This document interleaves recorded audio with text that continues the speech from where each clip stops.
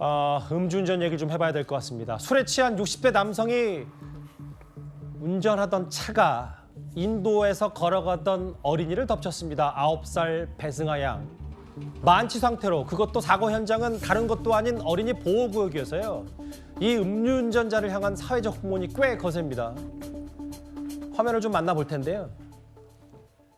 근데 이제 그제 대전에서 있었던 이 어린이 보호구역 음주운전 사고, 이것 말고도 어제는 숙취운전 차량이 마주오던 오토바이를 들이받아서 떡볶이 배달을 하던 40대 가장이 참변을 당했습니다. 지금 음주운전 때문에 사회적 공분이 꽤 크거든요.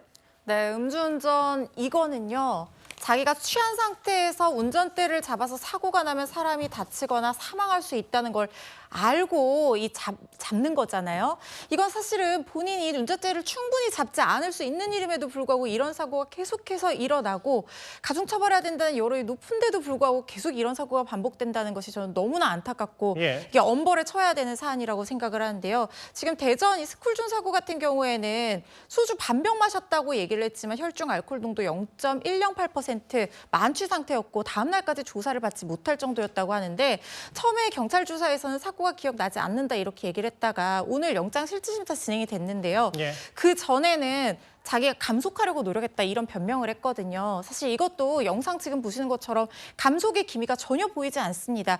이런 부분 충분히 문제된다고 보고, 이 스쿨존 내에서의 음주운전 사고이기 때문에 가중처벌 엄중하게 이루어져야 된다고 생각합니다. 음주운전에 대해서는 분노가 치밀 수밖에 없는데, 근데 이 시점에 어제 한 방송사의 예능 프로그램에 음주운전 3번 전력에 있는 가수가 출연해서, 물론 아무리 녹화 방송이라고 하더라도 오늘 음주운전과 맞물리면서 꽤 논란이 많았었거든요. 그것 때문에 지금 뭐 범죄자 복귀를 돕는 방송이냐라고 하면서 온라인에서 굉장히 이제 비판 여론이 굉장히 거센데요.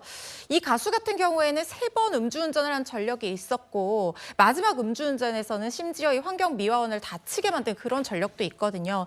그런데 이런 가수같이 이 대중에게 영향력을 미치고 특히 아이들에게 이 우상이 되는 이런 인물들 같은 경우에는 사실 이렇게 쉽게 용서받고 다시 자신의 본업에 복귀하는 이런 모습을 보이게 되면 이 보는 사람들은 이렇게 잘못을 저지른다 하더라도 시간만 좀 지나면 다시 자기 일을 할 수 있고 용서받을 수 있네, 이런 경각심을 낮추게 될 우려가 있거든요. 그래서 이런 부분에 있어서는 쉽게 용서받는 어떤 모습이 연출돼서는 절대로 안 된다, 저는 이렇게 생각을 합니다. 음주운전 어떻게 저를 받아들여야 됩니까? 저 9살 아이는 참 명복을 빌겠습니다. 배승아 양에 대해서.